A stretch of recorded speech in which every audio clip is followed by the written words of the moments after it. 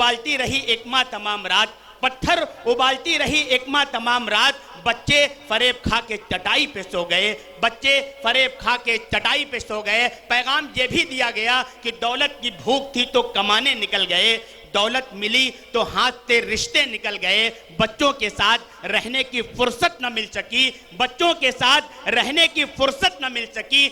फुर्सत मिली तो हाथ से बच्चे निकल गए, फुर्सत मिली तो हाथ से बच्चे निकल गए। इस तरह के पैगामात इस मुशायरे से, जलसों से, कॉन्फ्रेंसों के जरिए हमारे उलमा इकराम दिया करते हैं। आइए दोस्तों, हम सफ़र करते हुए पहुँचे हैं एक ऐसी शख्सियत तक, यूँ कहा जाए कि जिनके सामने जानुए तलम्मुस तह करके न जाने कितने लोग अपने सीने के अंदर उन्होंने कुरान को महफूज किया, न जाने कितने ऐसे बच्चे हैं जिन्होंने इल्म की तिश्नगी इनके सामने बैठकर बुझाई है, और कितने ही लोग ऐसे हैं आपसे फैज़ पाकर वो आज पूरे इलाके के अंदर इल्मी और अदबी और शेरी खिदमत अंजाम दे रहे हैं। मुझ जैसे तालिबे इल्मों के लिए और मदरसा मिसबाहुल उलूम ये इसकी सरपरस्ती फरमाने के अलावा, चाहे वो जमीयत उलमा हो, चाहे वो तबलीगी जमात हो, चाहे और कोई सरपरस्त वाली तंजीम हो, हजरत उसकी सरपरस्ती फरमाते हैं,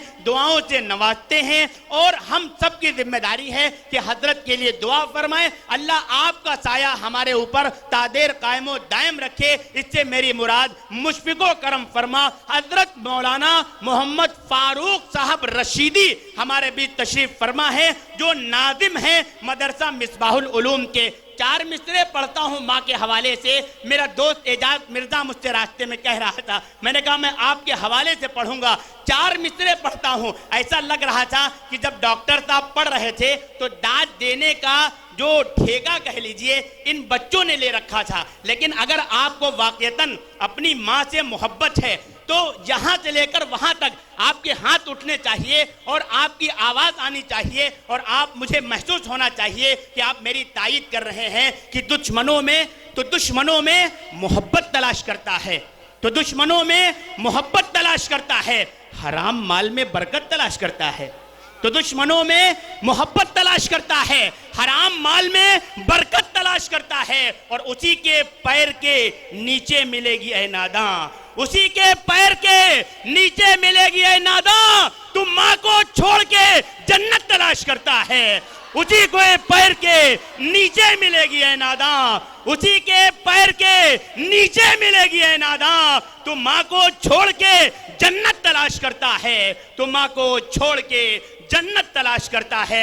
आइए दोस्तों, इंतहाई अदब व एहतराम के साथ मैं गुजारिश कर रहा हूँ, आवाज़ दे रहा हूँ, ज़हमत खिताबत दे रहा हूँ, हज़रत मौलाना मोहम्मद फ़ारूक साहब रशीदी साहब आप तशरीफ़ लाएँ और अपने नासिहाना कलिमात से हम तमाम सामीन को महसूस फरमाएँ।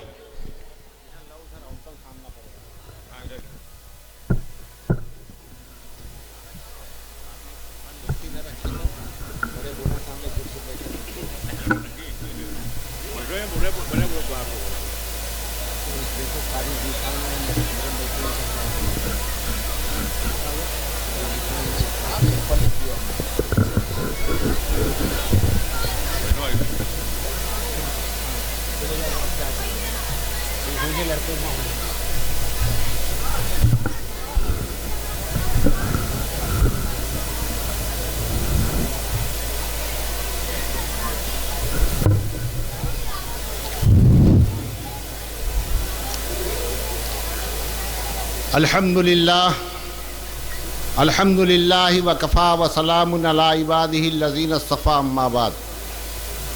फ़क़द क़ाल अल्लाहु तबारक व तआला फ़िल क़ुरआनिल मजीद फ़अऊज़ु बिल्लाहि मिनश शैतानिर रजीम बिस्मिल्लाहिर रहमानिर रहीम। क़ुल इन कुन्तुम तुहिब्बूनल्लाह फ़त्तबिऊनी युहब्बिबकुमुल्लाह व यग़फ़िर लकुम ज़ुनूबकुम अल्लाहु गफ़ूरुर रहीम। वक़ाल नबी सल्लल्लाहु अलैहि वसल्लम ला युमिनु अहदकुम हत्ता अकूना अहब्ब इलैहि मिन वालिदिही व वलदिही वन्नास अजमईन। जिसके दिल में इश्क महबूब खुदा हासिल नहीं, जिसके दिल में इश्क महबूब खुदा हासिल नहीं, लाख मोमिन हो मगर ईमान उसका कामिल नहीं।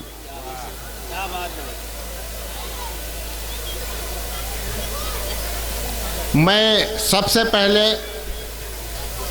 चांदपुर के नौजवान मुंतज़मीन का शुक्रगुज़ार हूँ। उम्मीद से ज़ायद उन्होंने मेहनत की और उम्मीद से ज़ायद उनके मेहमान उनकी दावत पे आए। मैं आप हज़रात का तहे दिल से शुक्रगुज़ार हूँ।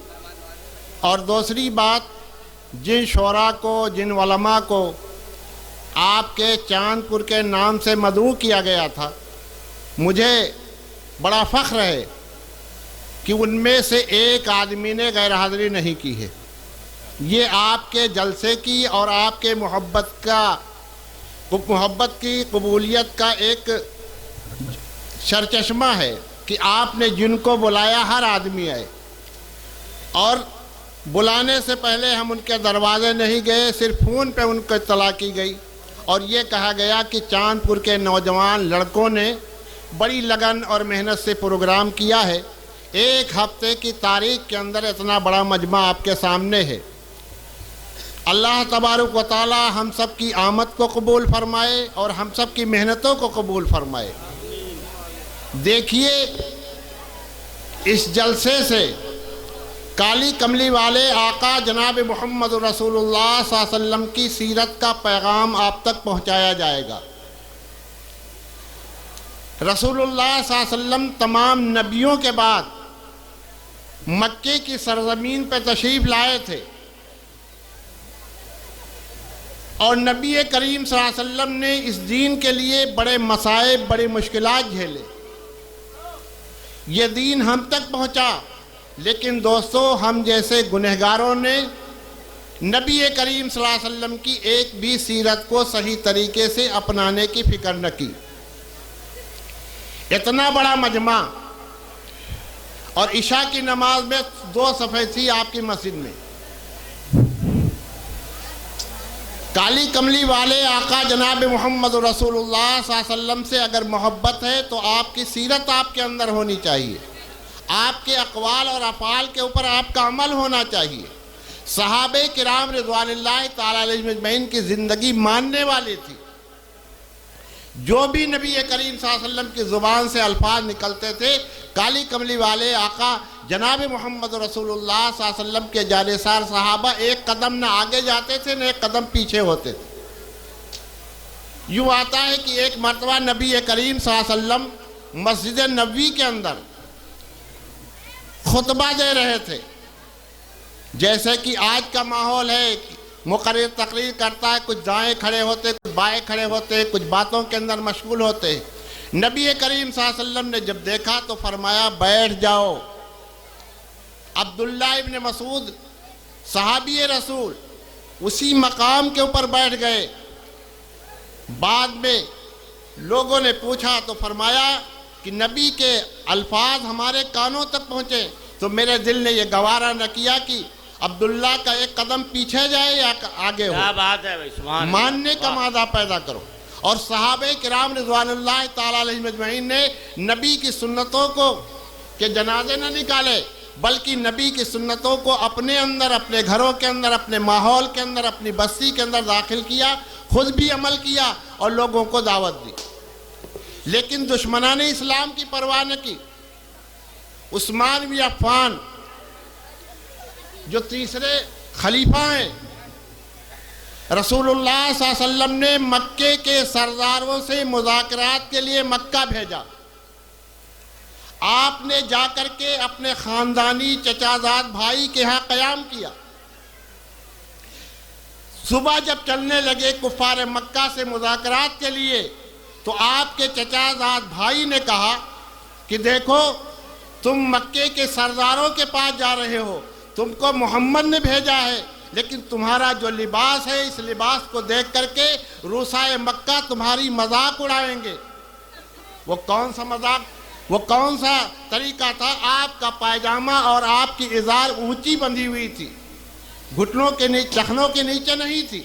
और मक्के के लोगों का हाल यह था, जिसका पायजामा, जिसकी लुंगी ज़मीन से लटकती हुई चलती हो, उसका मकाम बड़ा होता था। और जो लोग ऊंचा लिबास पहन के जाते थे, उनकी मजाक करते थे। आपके भाई ने आपको ये नसीहत की तो कहा यह नहीं हो सकता, बल्कि काली कमली वाले आका जनाब मोहम्मद रसूलुल्लाह सल्लल्लाहु अलैहि वसल्लम के उम्मती हैं, हमें उनकी मजाक की और उनके मजाके की कोई परवाह नहीं। इसलिए मेरे मोहतरम बुजुर्ग दोस्तों, मुझे तकरीर नहीं करी, मैं इश्तिहारी मुजरिम होने के नाते से आपके सामने बैठ गया हूँ और आप हमारे मेहमान हैं और आए हुए मेहमानों के बयानात आपको सुनने हैं और इस नीयत से सुनने हैं कि अल्लाह तबारक व तआला के नबी जनाब मोहम्मद रसूलुल्लाह सल्लल्लाहु अलैहि वसल्लम की एक सुन्नत को सीख करके अगर अमल करेंगे तो जन्नत हमें मिल जाएगी। लेकिन जन्नत जब मिलेगी जब हमें यकीन होगा।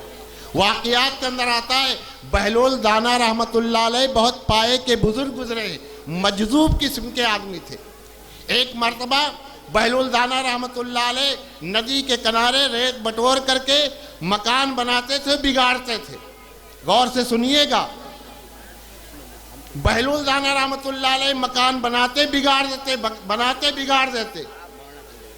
हारून रशीद की बेबी जुबैदा का जब उधर से गुजर हुआ तो उसने पूछा, बहलोल क्या कर रहे हो?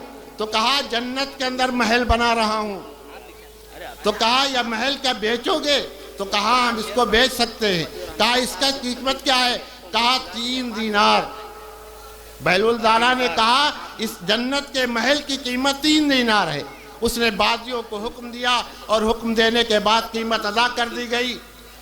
जुबैदा ने अपने शौहर से पूरा वाक़िया बयान किया। हारून रशीद ने इसको मजाक समझा, लेकिन यूँ लिखा है, रात के अंदर ख्वाब के अंदर जन्नत के महलात को देखा, बड़े आलीशान महलात, बड़ी ऊंची इमारतें बनी हुई और एक महल के ऊपर जुबैदा का नाम लिखा हुआ था। हारून रशीद ने सोचा कि मालूम होता है बहलोल दाना की दुआ जुबैदा के हक में कबूल हो गई। क्या बात है। सुबह फिर हारून रशीद निकले तो देखा कि बहलोल दाना मकान बना रहे, बिगाड़ रहे, बना रहे। पूछा, बहलोल क्या मकान बेचोगे जन्नत के मकानात को? तो कहा, बेचने के लिए तैयार है। तो कहा, इसकी कीमत क्या है? तो कहा, तुम्हारे रियासत का जितना माल है, जितना असासा तुम्हारा है, उसकी कीमत होगी। तो हारून रशीद ने कहा, इसकी कीमत तो बहुत ज़्यादा होगी। तो कहा, नहीं, इसके अलावा कोई कीमत नहीं। बड़ा इसरार किया तो बहलोल दाना रहमतुल्लाह ने 3 रुपयों के एवज में उस मकान को बेच दिया और कहा कि हमने इस वजह से तुम्हारी रियासत का माल की कीमत रखी थी, इसलिए तुमने जन्नत देख करके ईमान को कबूल किया है। और जुबैदा के हाथ में 3 रुपये की कीमत इसलिए रखी थी कि उसने देखा नहीं था। तो काली कमली वाले आका जनाब मोहम्मद रसूलुल्लाह सल्लल्लाहु अलैहि वसल्लम ने जो कुछ फरमाया, चाहे वो जन्नत की बात हो, चाहे जहन्नम की बात हो, चाहे कब्र की बात हो, चाहे आखिरत की बात हो, सारी बातें हर हक और सच है। शर्त यह है कि हम सबका ईमान और यकीन इस बात पे हो जाए, जो कुछ दुनिया के अंदर होता है, हो रहा है और होगा, वो अल्लाह की तरफ से होगा। और जब इस पर हमारा यकीन होगा तो हमारा ईमान बहकेगा नहीं। इसलिए मैं आप हजरात से रुखसत हो रहा हूँ, इसलिए कि आए हुए उलमाए किराम, जिसमें हम सब के मुशफिक और मुरब्बी और हमारे सरपरस्त मौलाना मुतीउर रहमान साहब ऑफ नदवी भी तशरीफ़ फरमा है और मुकर्रिर ख़ास नौजवान मुकर्रिर मुफ्ती सलमान साहब भी तशरीफ़ फरमा है। इसके अलावा शराफत बिस्वानी, कारी ज़ीशान साहब और एक साहब रह गए, कारी परवेज़ रज़दानी साहब, ये सारे हजरात तशरीफ़ फरमा है। एक के बाद दिगरे आपके सामने हाजिर होंगे।